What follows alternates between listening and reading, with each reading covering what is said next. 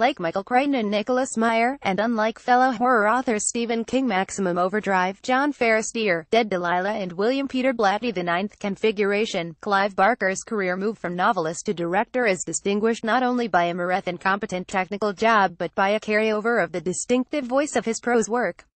UK 2017 Certificate 1893 meters 14's director Clive Barker cast Larry Andrew Robinson, Julia Claire Higgins, Frank Sean Chapman, Steve Robert Hennisker, Kirstie Ashley Lawrence, Frank the Monster, Oliver Smith. Original UK release date the 11th of September 1987, UK re-release date the 14th of October 2017. Distributor Arrow Films. Barker, still relatively new to the genre, made his initial splash with the Books of Blood, 6 groundbreaking volumes of short stories, and has since produced 2 weighty, genre-stretching novels, The Damnation Game and Weave World. In addition, he has supplied the original stories and screenplays for 2 British films, Underworld and Rawhead Rex, directed by rock video specialist George Pavlo, which have gone unreleased in this country even on video and whose shortcomings seemed to have prompted Barker to assume more control over his filmed work. The Hellbound Heart, the source story for Hellraiser, can be found in Night Vision 3, the showcase anthology which Barker shares with Ramsey Campbell and Lisa Tuttle, also major figures in the current literary horror revival.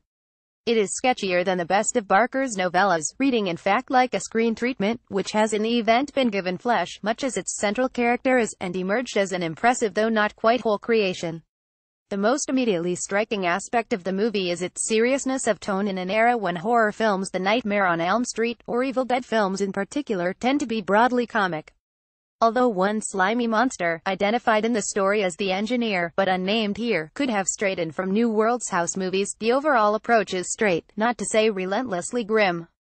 As with the seminal early films of Romero, Cronenberg, Hooper and Cohen, the explicitly physical horrors of Hellraiser are rooted in twisted family relationships. Larry Cotton, betrayed and sacrificed by his contemptuous brother and wife, is a curiously powerless central figure for a horror film, top-billed, but necessarily killed off-screen. A neatly disturbing undercurrent to the more blatant excesses is the way Larry routinely expresses the kind of urges the other characters only give into. While Frank and Julia sweatily fornicate and bludgeon strangers, Larry gloats over a boxing match on TV or grumbles about his wife's hot and cold sexual attitudes. Andrew Robinson has noticeably more fun playing Frank as Larry in the finale, slobbering incestuously over the daughter he has previously patronized with childish pet names and being pulled apart by demonic fishhooks, than he does as the almost willfully short-sighted character of the earlier scenes.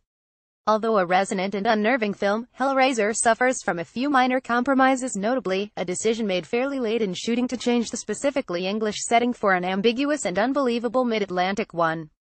This results not only in the loss of some of the atmosphere and the mangling of a few of the smaller parts, but in such sillinesses as a conversation between Steve and Kirstie about the former's typically British reserve that makes no sense since he has an American accent and is bizarrely out of key with the extremely English railway station in which the scene takes place.